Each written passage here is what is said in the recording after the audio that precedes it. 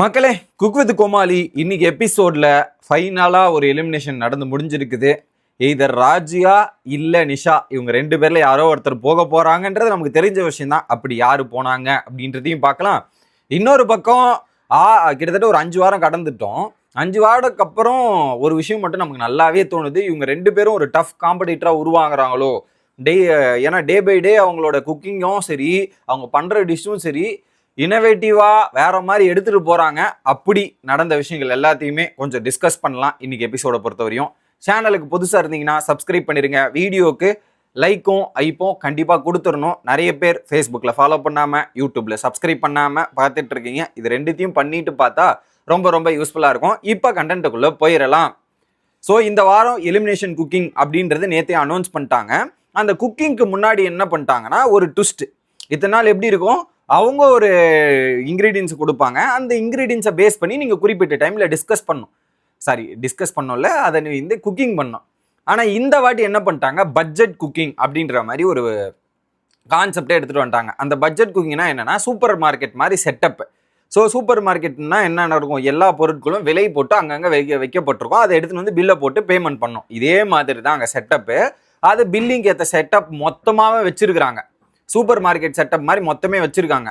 அதில் வந்து பார்த்தீங்கன்னா ஒவ்வொருத்தரும் போயிட்டு ப்ராடக்ட் எடுத்துன்னு வந்து மாக்கா பாக்கிட்ட பில் போடணும். அந்த அமௌண்ட்டை அங்கே சொல்லுவாங்க.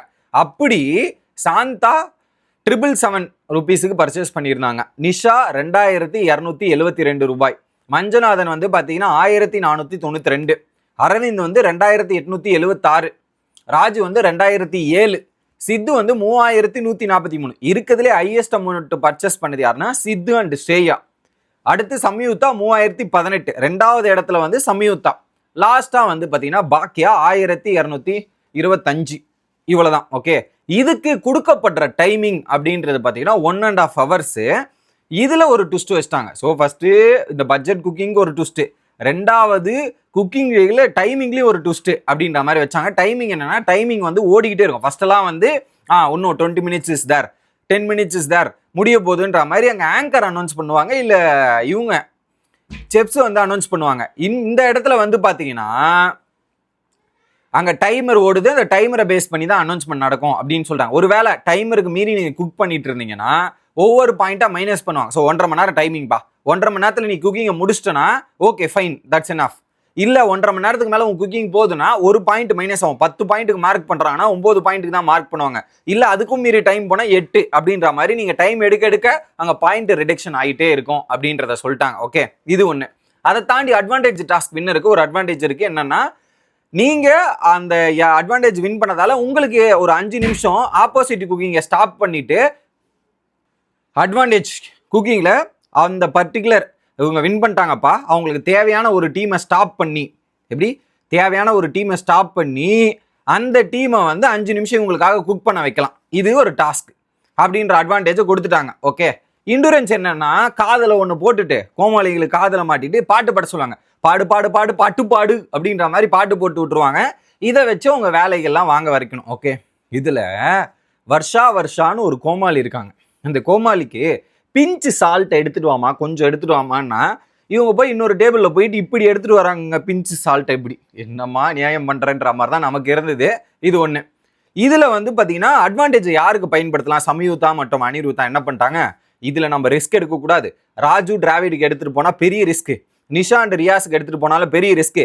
இவங்க ரெண்டு பேரையும் நம்ம எடுத்துகிட்டு போய் கொடுத்தா எதுக்கு, அவங்களே டான்ஸஸ் ஒன்றில் இருக்காங்க, அதை பண்ண வேண்டாம். நம்ம கம்ஃபர்டபுளாக இருக்கிற மஞ்சுநாதனுக்கு கொடுப்போம். அவரும் கோச்சுக்கு மாட்டார், ஜாலியாக பண்ணுவார், பேசி சமாளிச்சுக்கலாம் அப்படின்ற மாதிரி மஞ்சுநாதனுக்கு அது கொடுக்கலான்ற மாதிரி முடிவு எடுத்து மஞ்சுநாதனுக்கு தான் கொடுக்குறாங்க.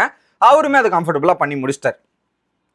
எல்லாரும் குறிப்பிட்ட டைமில் சமைச்சு முடிச்சோன்னே ஒவ்வொருத்தராக டேஸ்டிங் வராங்க. First Raji saffron sauce chicken. Okay, அதில் குங்குமப்பூலாம் போட்டு பண்ணியிருக்காங்க போல.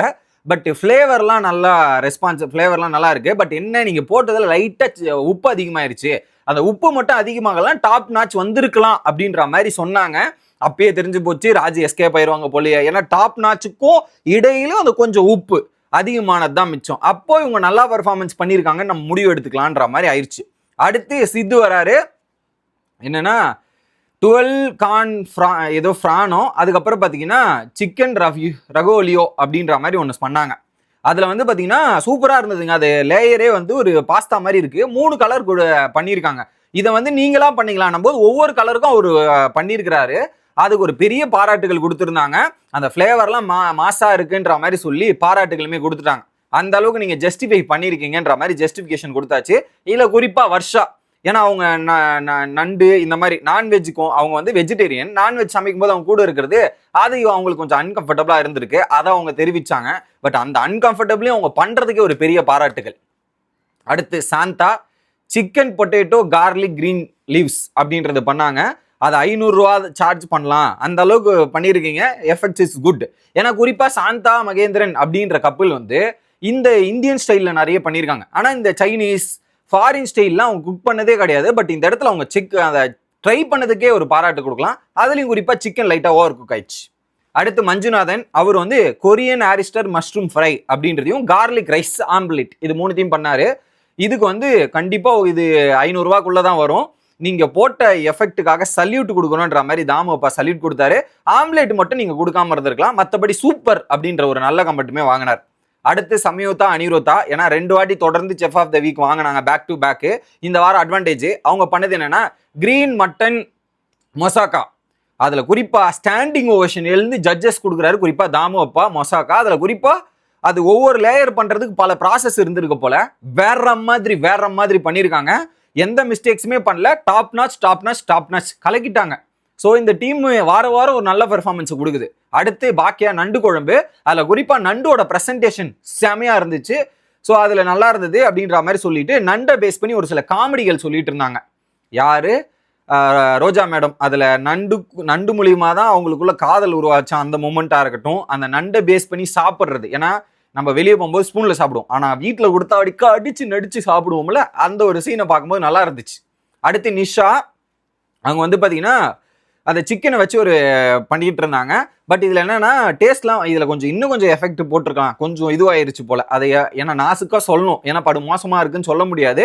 அப்பயே தெரிஞ்சு போச்சு நிஷாவை முடிச்சு விட போறாங்கன்றது தெரிஞ்சு போச்சு. அந்த இடத்துல கமெண்ட்ஸ்லேயே முடிஞ்சு போச்சு. அடுத்து அரவிந்த் வராரு.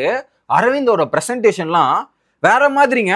இப்படி ஒன்று தொங்க விட்டுக்கிட்டு இதெல்லாம் ஃபைனல்ல குக் பண்றதெல்லாம் எடுத்துட்டு வந்து அங்க குக் பண்றாரு. அவர் பண்ணது என்னன்னா fish sausage tikka with herb rice fusion cooking போல. Fusion cooking. அதுல குறிப்பா அந்த இப்படி தொங்கிட்டு இருக்க ஒரு இதுல அது மேல சாஸை ஊத்தி கீழே ரைஸ் வச்சு அதுல எக்ஸாக்டிக் இதெல்லாம் ஃபிளேவர்ஸ்லாம் வச்சு பண்ணியிருக்காங்க. வேற மாதிரி இருந்த அந்த ப்ரெசன்டேஷனே. அதை பார்த்துட்டு நீ இதுக்கப்புறம் வந்து நீ உன்னையே செஃப்னு சொல்லலாம், அந்த அளவுக்கு தகுதி ஆயிட்ட அரவிந்த். நீ இந்த இத்தனை நாள்ல இவ்வளவு சீக்கிரமா இவ்வளவு இம்ப்ரூவ்மெண்ட் ஆகுவேன்னு தெரியாம பெரிய பாராட்டுகள், டாப் நாச் அப்படின்னு சொல்லிட்டாங்க. அப்பயே தெரிஞ்சு போச்சு செஃப்ன்ற வார்த்தை பெரிய வார்த்தை. அப்பயே தெரிஞ்சு போச்சு இவர் தான் செஃப் ஆஃப் த வீக் அப்படின்னு நினைச்சேன். கரெக்டா செஃப் ஆஃப் த வீக் 3 பேர் கூப்பிடுறாங்க. சித்து ஸ்ரேயா, அரவிந்த் சங்கீதா, இன்னொரு பக்கம் சம்யுக்தா மற்றும் அனிருத்தா. அதுல Aravind and Sangeetha chef of the week வாங்குறாங்க 2வது முறையாக. So Aravind Sangeetha tough fight வருது, சம்யுக்தா அனிருத்தாவும் டஃப் ஃபைட் வருது. 2 பேருமே இம்ப்ரூவ் ஆகிட்டு மேலே போயிட்டு இருக்காங்க. காம்படிஷன் ஹெவியா உங்களுக்குள்ளதான் போகுமோ அப்படின்ற மாதிரி ஃபீல் ஆச்சு. அண்ட் தென் எலிமினேஷன் ஜோனுக்கு வந்து நிஷா மற்றும் ரியாஸ் எலிமினேட் பண்ணிட்டாங்க.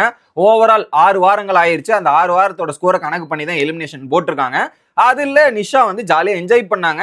இது குக்கிங்கை விட அவங்க என்ஜாய் பண்ணதான் அதிகம். ஸோ அவங்க போகும்போது கூட பெருசாக ஃபீல் பண்ணல. ஐ எம் ஓகே அப்படின்ற மாதிரி சொல்லிட்டு போனாங்க. So anyway congratulation for future projects Nisha அப்படின்றத சொல்லிக்கிட்டு விடைபெறுவோம். பாய்.